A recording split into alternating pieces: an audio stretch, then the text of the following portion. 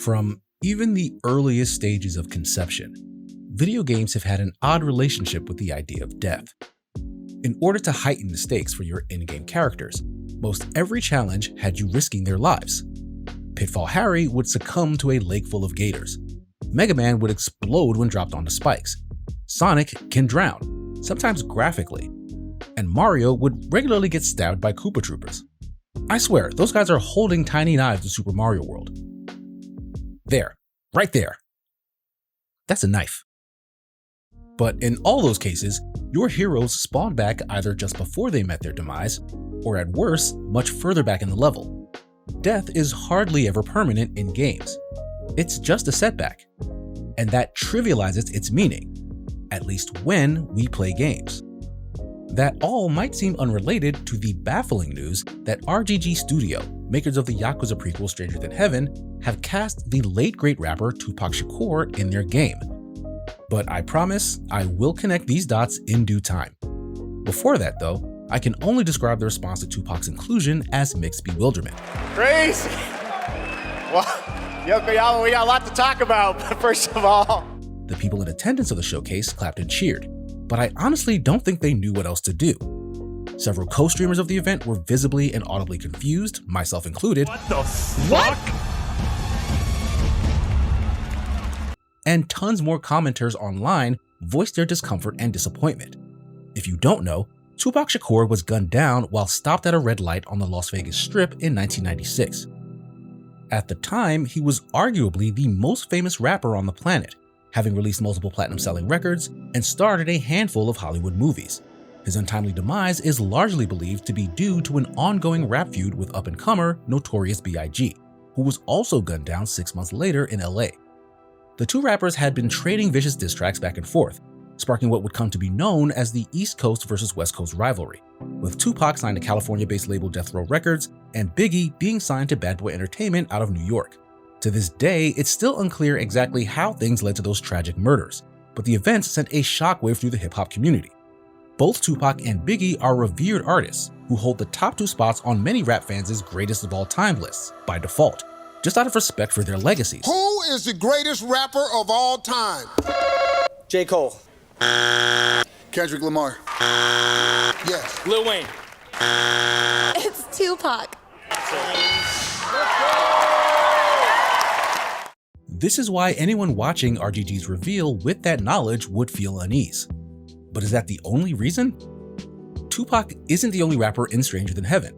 Snoop Dogg, who is now the current owner of Death Row Records, is also heavily featured as a main cast member.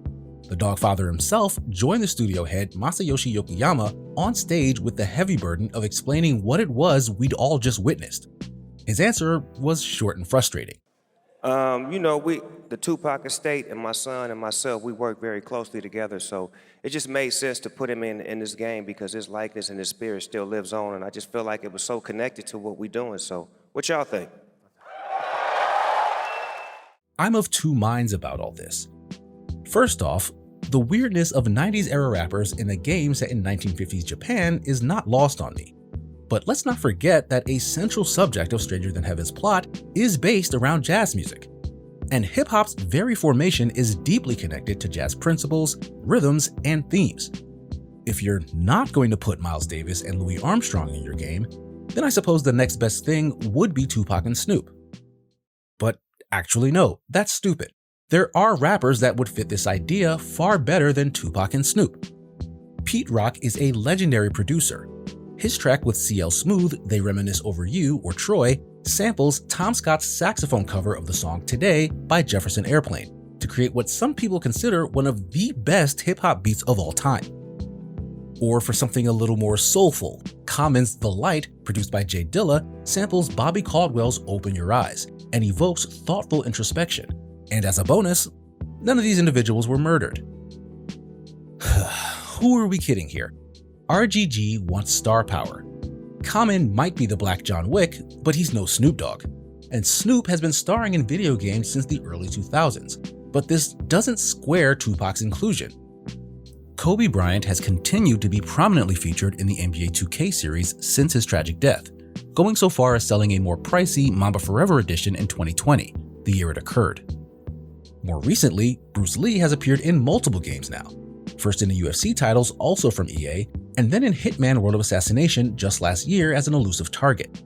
Capcom's upcoming Onimusha sequel borrows the likeness of long-past Japanese actor Toshiro Mifune, known for his samurai movie roles, so the logic is front and center. But my unease with this Tupac reveal is suddenly recontextualizing all of the video game necromancy I've been desensitized to. It's not that those earlier examples were better or more fitting and the Tupac situation isn't. The difference isn't because Tupac doesn't belong in Japan, or even that his cause of death was homicide.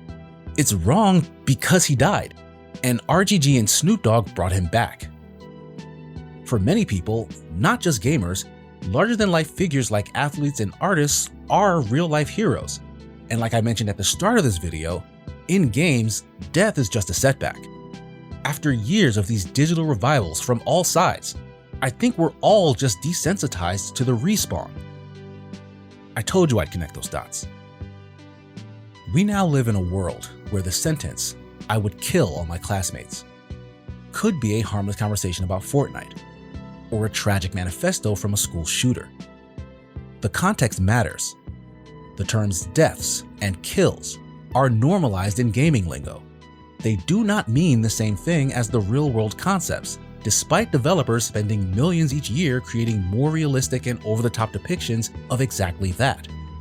So it really shouldn't be any wonder why that trivialization has creeped further into reality, burdening us with the virtual ghosts of celebrities who were so bankable that they could never truly be left to rest in peace.